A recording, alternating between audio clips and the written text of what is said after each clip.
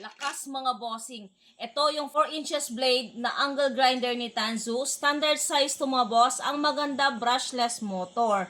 So kung naghahanap ka ng portable na angle grinder at the same time yung tipong hindi mo na kailangan pang magpalit-palit ng mga carbon brush, then ito yung perfect na angle grinder para sa'yo. Kung mahilig ka mag-cutting, mag-grinding, mag-sanding, kung isa kang welder o kung isa ka sa nagtatrabaho sa construction area at nangangailangan ka na isang angle grinder, ito mas portable, mas convenient gamitin. Maganda dito is meron itong tatlong adjustable speed. So we have low, mid, high.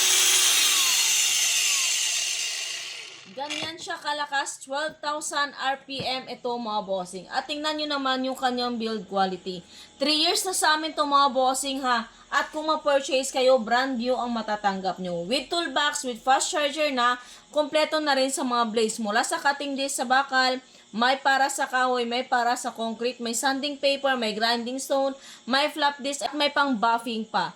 Kaya kompleto na siya, literal gagamitin mo na lang. Kaya kung naghanap ka ng isang cordless angle grinder, ito ang marirecommend ko sa'yo. Kaya kung gusto mo nito, ilalagay ko ang link nito dyan sa basket.